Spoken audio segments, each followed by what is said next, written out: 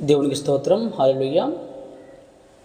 క్రైస్తవ కుటుంబాలు ఆశీర్వదించబడాలన్నా, దేవుని నమ్ముకుని బిడ్డలు దీవించబడాలన్నా క్రైస్తవ జీవితంలో 3 విషయాలు ప్రాముఖ్యంగా ఉండాలి.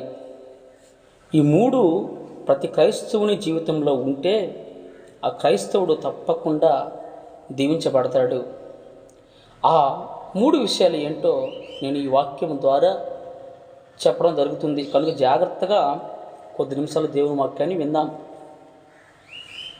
క్రైస్తవుడు ఆశీర్వాదం పొందాలంటే 3 శ్రేష్టమైన మార్గాలు ప్రతి క్రైస్తవుడు పాటించాలి. వాటిలో నేను 3 విషయాలు నేను చెప్తాను. మొదటిగా, ప్రతి క్రైస్తవునికి అవసరమైంది, ప్రతి క్రైస్తవుడు దీవించబడడానికి మార్గం చూపేది ఏమిటంటే, ప్రతి క్రైస్తవుని మదిలో వాక్యం ఉండాలి. మదిలో వాక్యం ఉండాలండి. ప్రతి క్రైస్తవుని మదిలో వాక్యం ఉంటే ఆ వ్యక్తి ఖచ్చితంగా దీవించబడతాడు.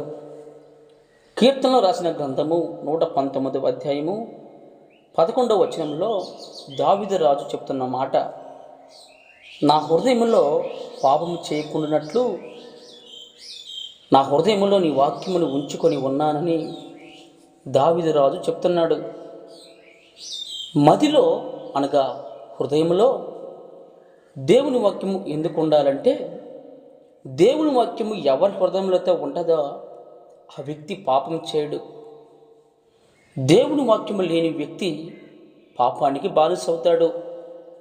అందుకే దావీదు రాజు తన వ్యక్తిగత జీవితంలో చోటు చేసుకున్న కొన్ని సంభవాల గురించి దెబ్బతిన్న దావీదు దేవుని యందు జాగ్రత్త పడి చెప్తున్న మాట, నేను పాపము చేయకుండా ఉన్నట్లు నా మదిలో నీ వాక్యాన్ని ఉంచుకొని ఉన్నానని దావీదు రాజు సెలవిస్తున్నాడు.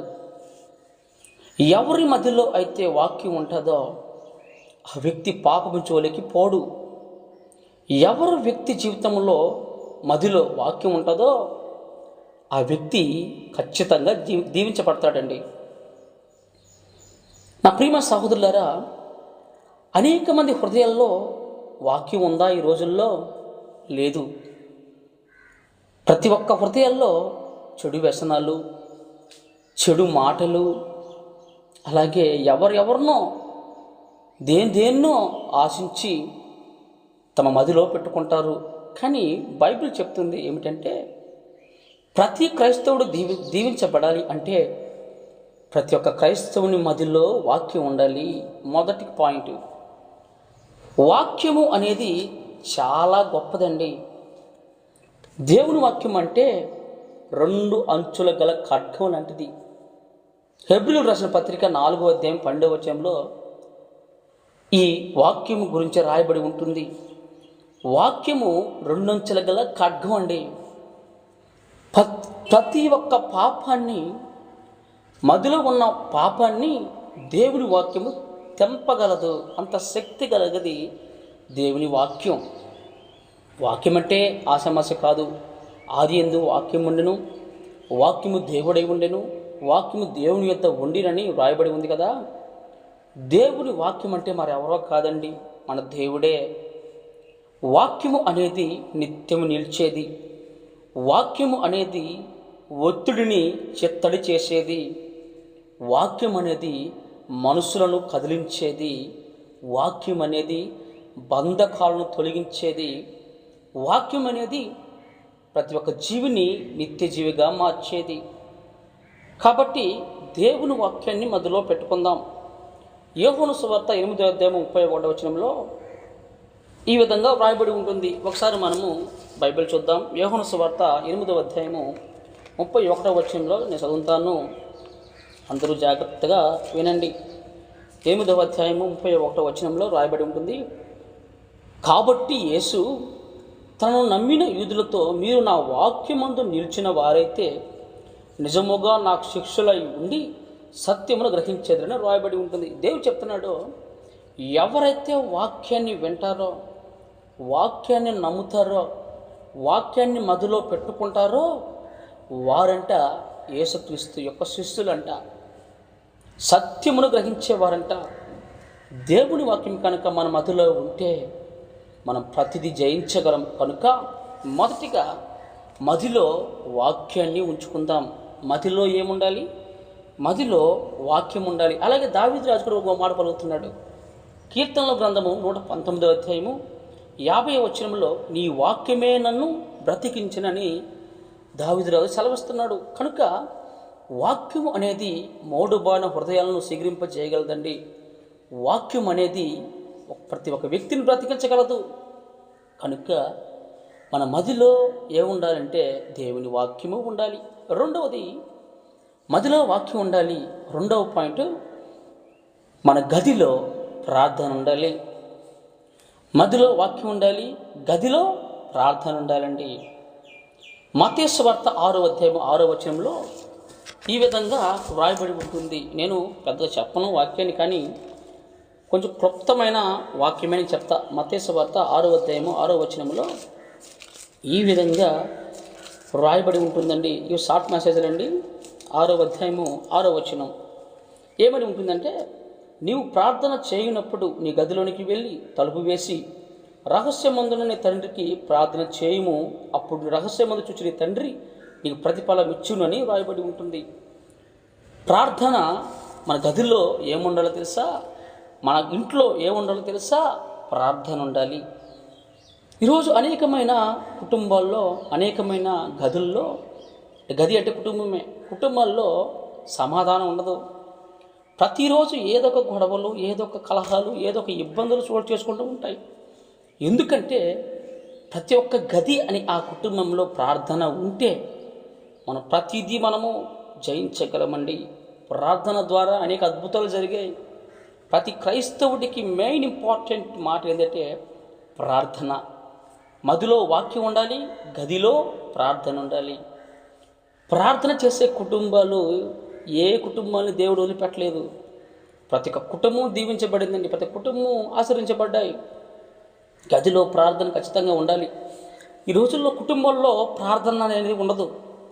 ఎవరికి ఇష్టానుసారంగా వాళ్ళు జీవిస్తూ ఉంటారు.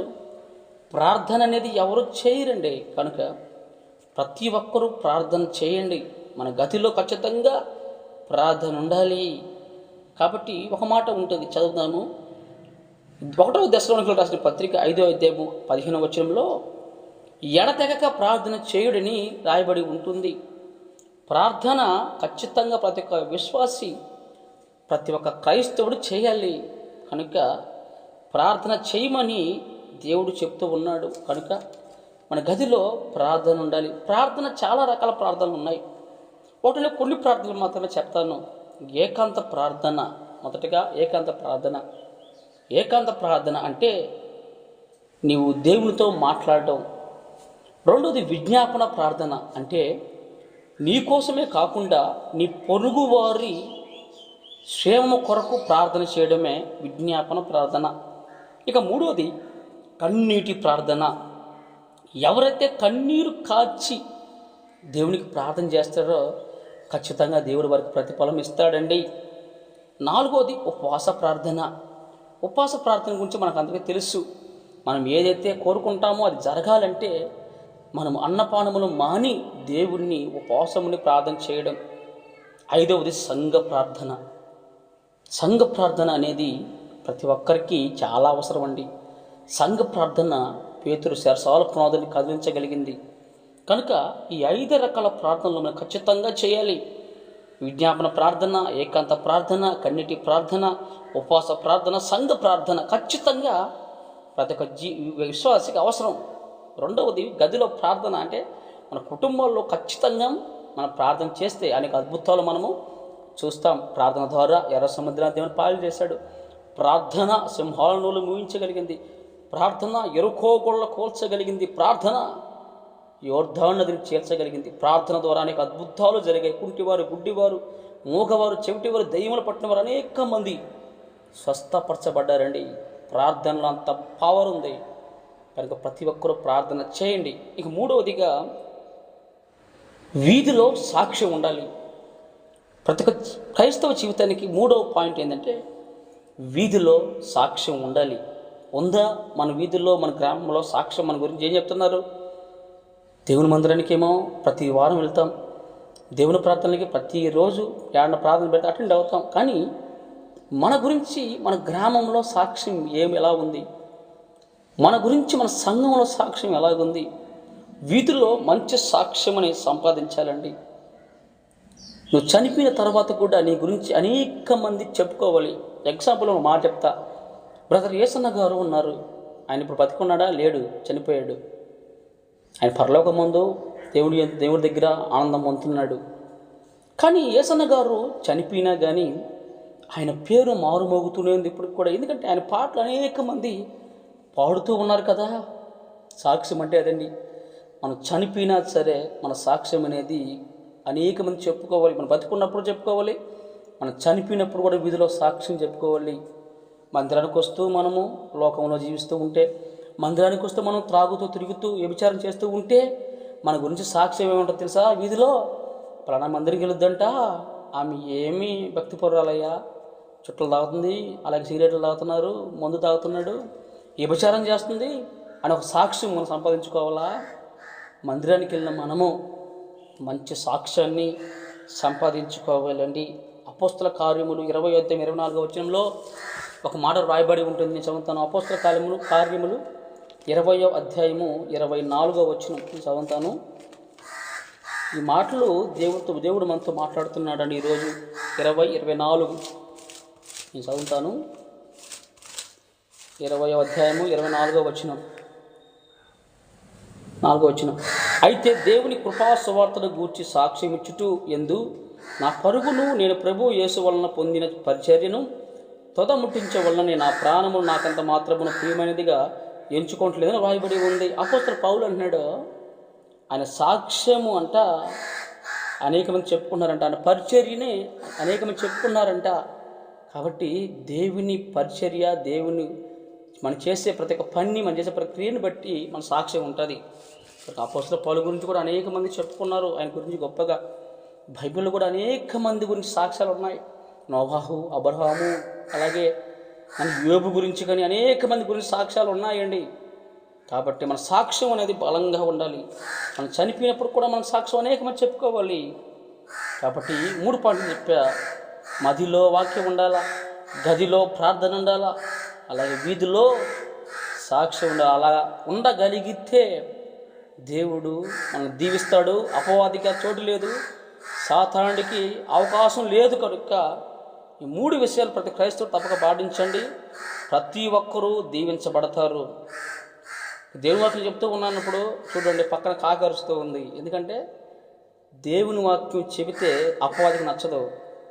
కనుక దయచేసి కాకి అరుస్తుంది, ఆ శబ్దానికి మీరు వినకుండా వెళ్ళిపోయారు. ఖచ్చితంగా వాక్యాన్ని వినండి. ఎందుకంటే నేను కాలర్ మైక్ కూడా వాడలేదు. కనుక అపవాదికి నచ్చదు, దేవుని వాక్యం చెప్తే అపవాదికి నచ్చదు. కనుక ఈ విధంగా కాకి రూపంలో వచ్చేవాడు అరుస్తూ ఉన్నాడు. కనుక వాడిని మనం పట్టుకోకూడదు. కాబట్టి ప్రతి ఒక్కరూ ఈ 3 పాయింట్లు జాగ్రత్తగా వినండి. మదిలో వాక్యం ఉండాలి, గదిలో ప్రార్థన ఉండాలి, వీధిలో సాక్ష్యం ఉండాలి. కనుక ఈ 3 పాయింట్లు ఖచ్చితంగా ప్రతి క్రైస్తవుడు పాటించండి, గొప్పగా దీవించబడతారు. హల్లెలూయా.